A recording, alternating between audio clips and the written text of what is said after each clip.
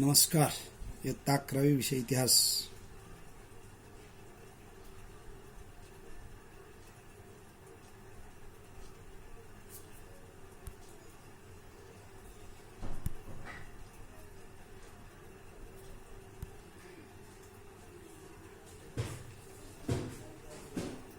प्रकरण 6. भारतातील दुसरे नागरीकरण. या प्रकरणाचा आपण अभ्यास करत आहोत. मागील तासिकेमध्ये आपण महाजनपदाचा उदय,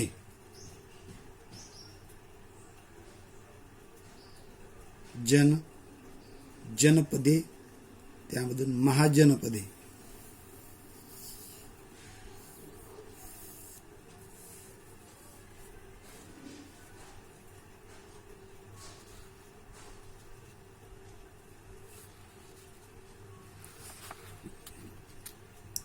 महाजनपदामध्ये आपण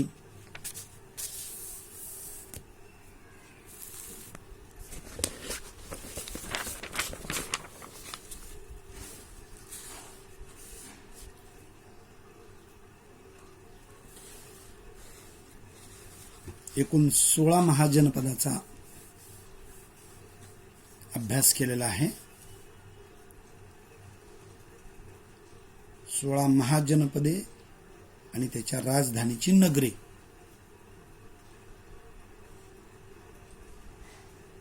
त्यामधील महाराष्ट्राशी संबंधित असलेले अश्मक किंवा अशक, त्याची राजधानी पोटली, पोतन किंवा पोदन,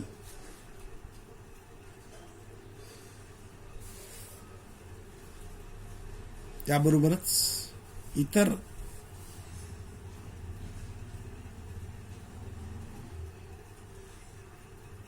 पंधरा जनपदे. ही 15 जनपदे विशेषतः उत्तरेकडे होती. यामध्ये काशी, त्याची राजधानी वाराणसी, कोसल, श्रावस्ती, अंग, चंपा, मगध, गिरिब्रज, व्रज्जी, वैशाली, मल्ल, कुशीनगर, चेदी,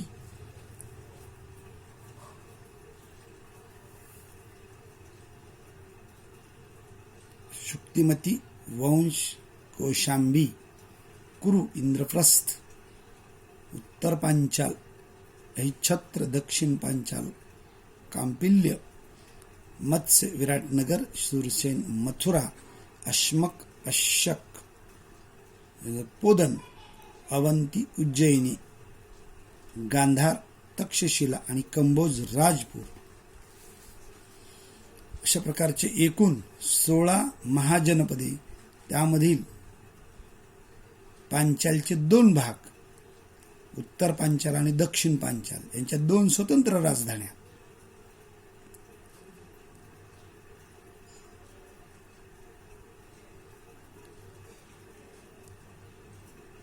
पंधरा महाजनपदे ही उत्तरेकडील होती, तर एक अशक किंवा अश्मक, त्याची राजधानी पोटली, पोतन, पोदन, हे जनपद महाराष्ट्राशी संबंधित म्हणजेच दक्षिणेकडील होते.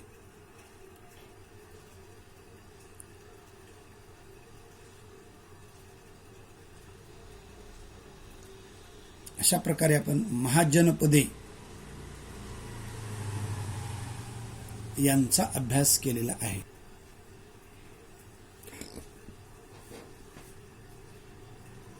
आजच्या तासिकेमध्ये आपण महाजनपदामधील राज्य व्यवस्था,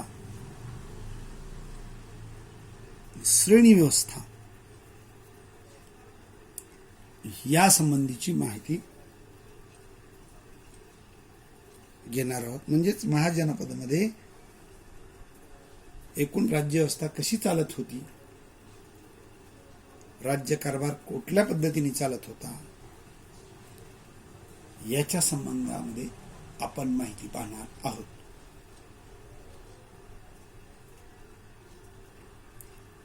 यापूर्वीही आपण जनपदाच्या काळातील राज्यांचे प्रकार म्हणून अभ्यासलेले आहेत. त्यामध्ये राज्य, स्वराज्य, भौज्य, वैराज्य, महाराज्य, साम्राज्य आणि पारमेष्ठ्य या संज्ञाचा उल्लेख आलेला आहे.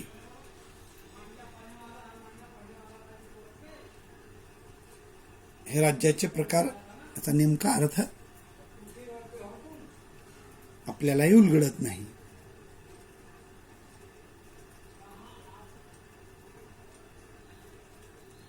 तरी राज्य आणि साम्राज्य या संज्ञेचे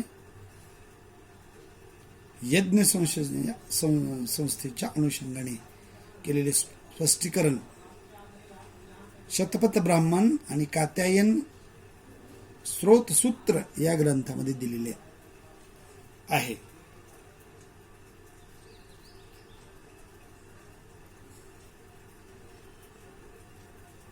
म्हणजेच यामध्ये राज्य आणि साम्राज्य या संबंधीचा अर्थ आपण पाहत असताना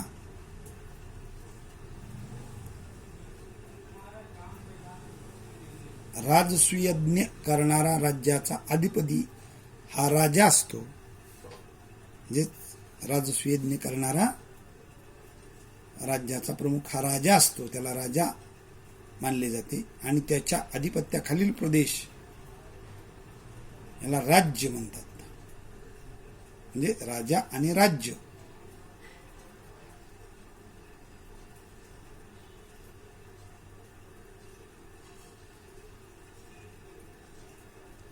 त्याचबरोबर राजाने वाजपेय यज्ञ केल्यानंतर साम्राज्य या पदाची त्याला प्राप्ती होती. म्हणजेच राजसुयज्ञ करणारा तो अधिपती राजा झाला.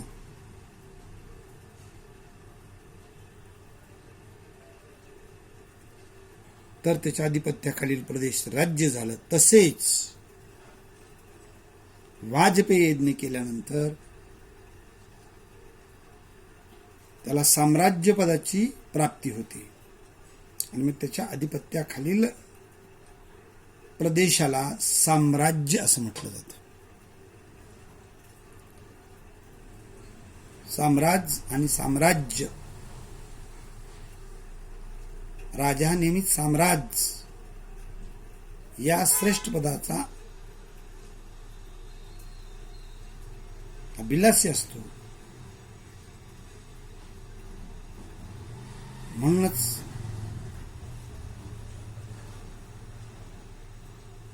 साम्राज्य यापेक्षा राज्य ही पद अर्थातच कनिष्ठ असते.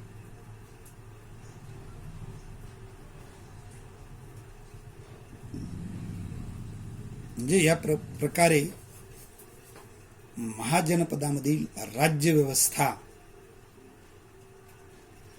अस्तित्वात होती हे आपल्याला दिसते.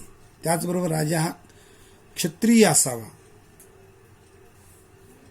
ब्राह्मणाने राज्यपद ग्रहण करू नये, ते स्वतःकडे घेऊ नये असा एकूणच संकेत होता. तरीही वैदिक साहित्य आणि बौद्ध साहित्य जातकामधून या संकेताला अनेक अपवादही पाहायला मिळालेले आहेत.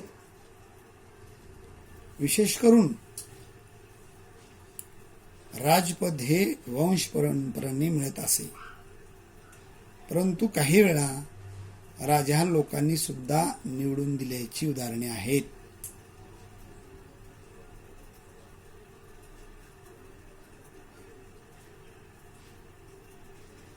मग अशा प्रकारे वंश परंपरेने असेल किंवा निवडून दिलेला असेल, त्या राजाच्या सर्वात ज्येष्ठ पत्नीला राजमहिषी असे म्हटले जाईल. कारण राजाला त्या काळामध्ये अनेक पत्नी किंवा बहुपत्नीत्व करण्याचा अधिकार होता. एक राजा अनेक पत्न्या किंवा पत्नी बरोबर राहत असे, अनेक स्त्रियांबरोबर विवाह करत असे. मात्र राज्य सर्वात ज्येष्ठ पत्नीला राजमहिषी राज्याभिषेकाच्या प्रसंगी या ज्येष्ठ पत्नीलाही अभिषेक होत असे. त्याचबरोबर सामर्थ्यशाली राजा त्याचं सार्वभौमत्व सिद्ध करण्यासाठी अश्वमेध यज्ञ करत असे. म्हणजे अश्वमेध यज्ञ केलं की तो सामर्थ्यशाली राज्यामध्ये त्याची गणना होत असे.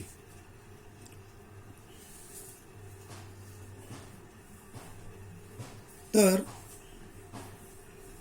या पद्धतीने महाजनपदामधील राज्य व्यवस्था अस्तित्वात होती असे आपल्याला एकूण म्हणता येईल.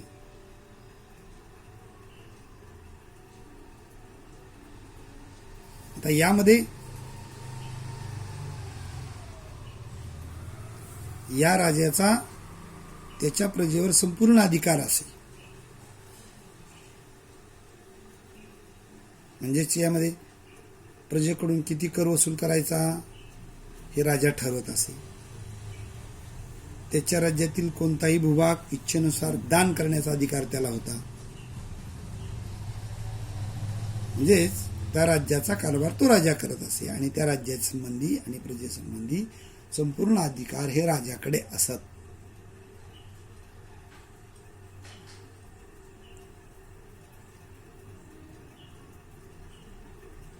तरीही राज्याची सत्ता पूर्णपणे अनियंत्रित नव्हती. म्हणजे केवळ एकाधिकारशाहीने राज्यकारभार चालत नव्हता. राजाला जरी पूर्णपणे अधिकार असला तरी सुद्धा पुरोहित, सेनानी, अमात्य, ग्रामणी इत्यादींच्या सल्ल्याने राजा हा आपल्या राज्यकारभारासंबंधी निर्णय घेत असे. आणि म्हणून निर्णय घेत असताना पुरोहित, सेनानी, अमात्य, ग्रामणी इत्यादीचा सल्ला राजांना घ्यावा लागत असे. त्याखेरीज जनांची संमती म्हणजे जनतेची म्हणजे लोकांची, त्या राज्यामधील जनतेची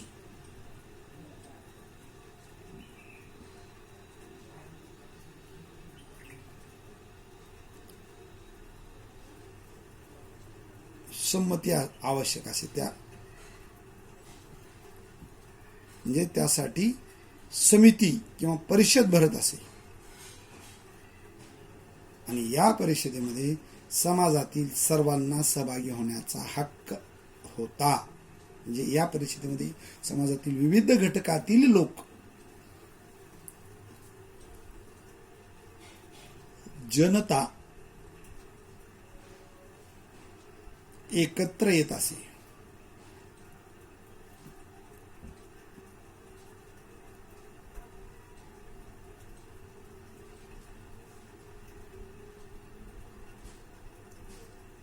आणि म्हणूनच समिती किंवा परिषद सामान्य जनांनी निर्णय घेतला तर राजाला सत्तेवरून दूर करण्याची ही उदाहरणे आपल्याला आढळतात. म्हणजे जनतेला राजाला दूर करण्याचा देखील अधिकार होता. या संबंधी ही उदाहरणे आवडतात. म्हणून त्या काळात देखील जनमताला, जनतेला निर्णय घेण्याचा अधिकार होता हे दिसून येते.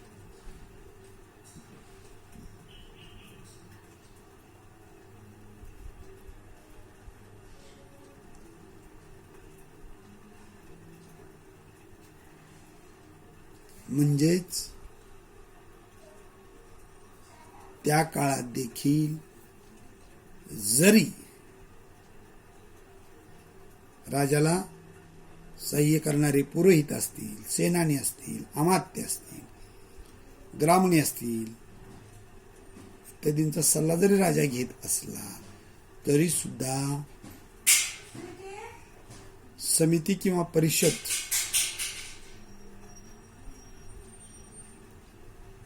त्याला जनता म्हणता येईल.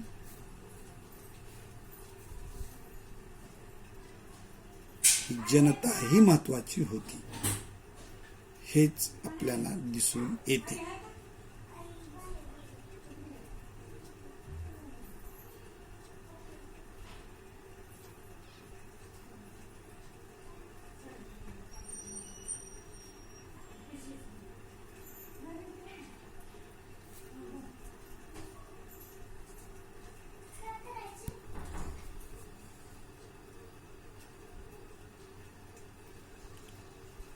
राज्यव्यवस्था, यानंतर श्रेणी व्यवस्था. महाजनपदामध्ये श्रेणी व्यवस्था अस्तित्वात होती. म्हणजेच यामध्ये वर्ग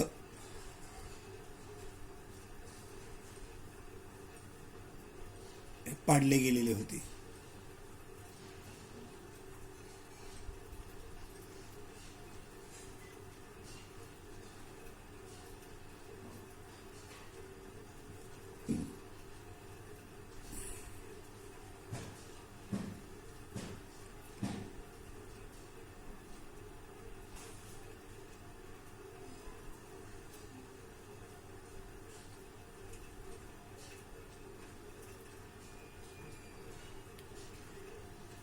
यात राज्याच्या समृद्धीसाठी शेती, पशुपालन, याचबरोबर व्यापारी आणि व्यापाऱ्यांचे सुयोग्य नियोजन, संघटन,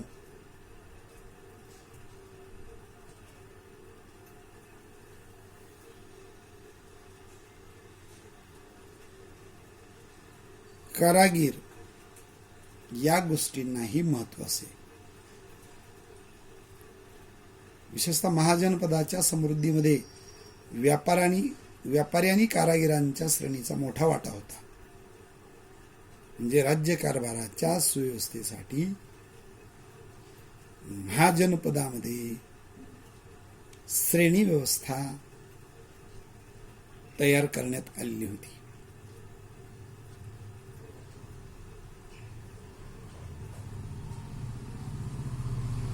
महाजनपदाच्या समृद्धीमध्ये व्यापारी आणि कारागीर यांना महत्वाचे स्थान होते. या श्रेणीची विशिष्ट पद्धतीची रचना आणि कार्यपद्धती असे. म्हणजे या श्रेणीमध्ये त्याची रचना करताना त्याची विशिष्ट पद्धती आणि कार्यपद्धती ठरवून दिलेली होती.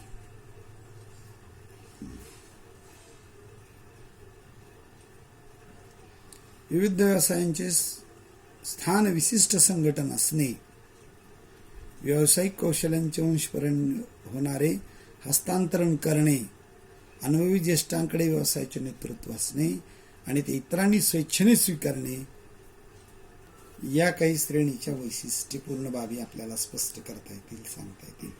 म्हणजेच श्रेणी व्यवस्थेची वैशिष्ट्ये सांगत असताना आपल्याला या बाबींचा विचार करावा लागेल.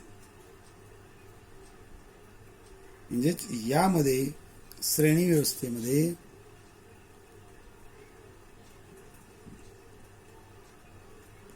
व्यवसायाचे स्थान विशिष्ट संघटन, व्यावसायिक कौशल्यांचे वंश परंपरेने होणारे हस्तांतर, म्हणजे एका पिढीकडून दुसऱ्या पिढीकडे त्याचं हस्तांतरण करणे, हे सुद्धा त्याचं वैशिष्ट्य होतं श्रेणी पद्धतीमध्ये. म्हणजे एका पिढीचे व्यवसाय दुसऱ्या पिढीतील लोक तोच व्यवसाय करत असत थोडक्यात. त्याचबरोबर कुटुंबातील अनुभवी किंवा ज्येष्ठाकडे व्यवसायाचे नेतृत्व दिले जात असे आणि ते इतरांनी स्वेच्छेने स्वीकारावे लागे.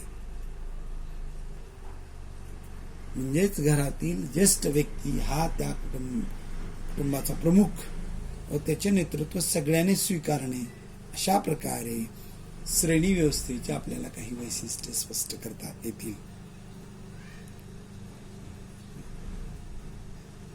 त्याचप्रमाणे श्रेणीचे स्वतःचे काही नियम असत. म्हणून श्रेणीची रचना ही बंदिस्त स्वरूपाची होती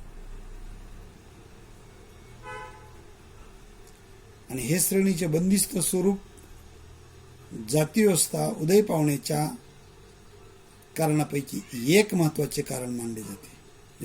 या बंदिस्त व्यवस्थेमुळेच जाती व्यवस्था ही उदयास आली. म्हणजे जाती व्यवस्था उदयास येण्यापाठीमागे सर्वात महत्वाचं कारण म्हणजेच श्रेणी व्यवस्थेचं बंदिस्त स्वरूप.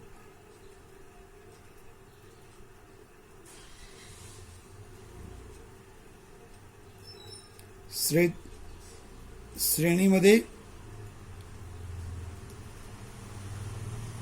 महत्वाचे दोन घटक. एक,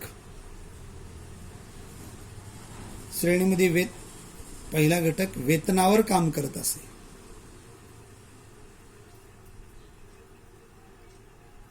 या वेतनावर काम करणाऱ्याला कर्मकार असे म्हटले जाईल.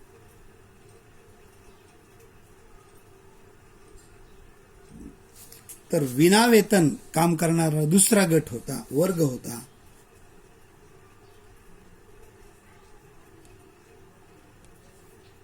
या विनावेतन काम करणाऱ्या वर्गास दास असे म्हटले जाईल.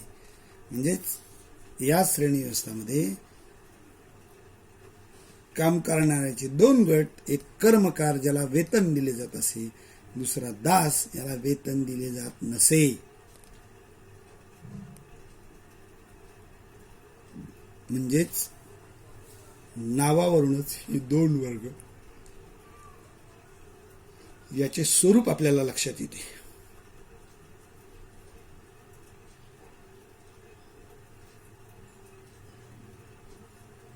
मौर्य काळापर्यंत श्रेणी व्यवस्थेला राजकीय, सामाजिक आणि आर्थिक व्यवहारामध्ये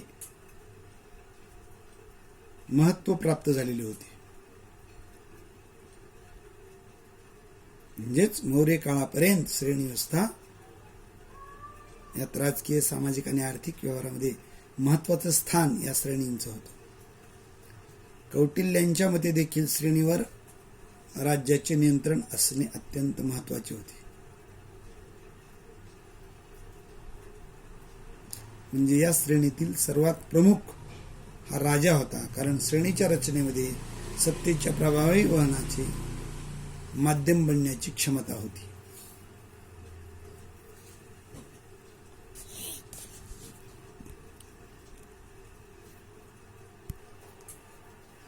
मौर्य काळातील रस्ते आणि दळणवळणाच्या व्यवस्थेची विशेष काळजी घेतली जात असे. सम्राट अशोकांच्या शिलालेखामध्ये याची नोंद करण्यात आलेली आहे. आणि म्हणूनच दळणवळणाच्या साधनामध्ये मौर्य काळात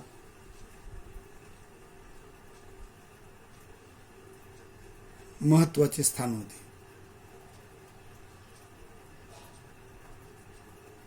व व्यापारासाठी आणि श्रेणीच्या विकासासाठी हे महत्वाचेच होते.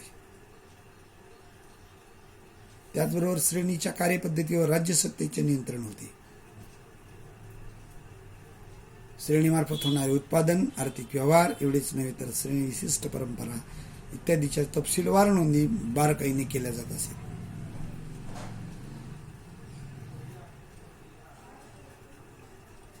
व नगरामध्ये विशिष्ट श्रेणीला विशिष्ट जागा ठरवून दिली असे. श्रेणीतील सदस्य आणि कर्मचारी यांच्यातील परस्पर संबंध, उत्पादनाचे टप्पे, उत्पादित मालाची किंमत ठरवणे यासारख्या गोष्टीसाठी प्रत्येक श्रेणीच्या स्वतंत्र परंपरा आणि त्यावर आधारित नियम असत. श्रेणीच्या संदर्भात एखादा निर्णय घ्यायचा असेल तर तो घेताना राजा श्रेणीच्या प्रतिनिधीचा सल्ला घेत असे.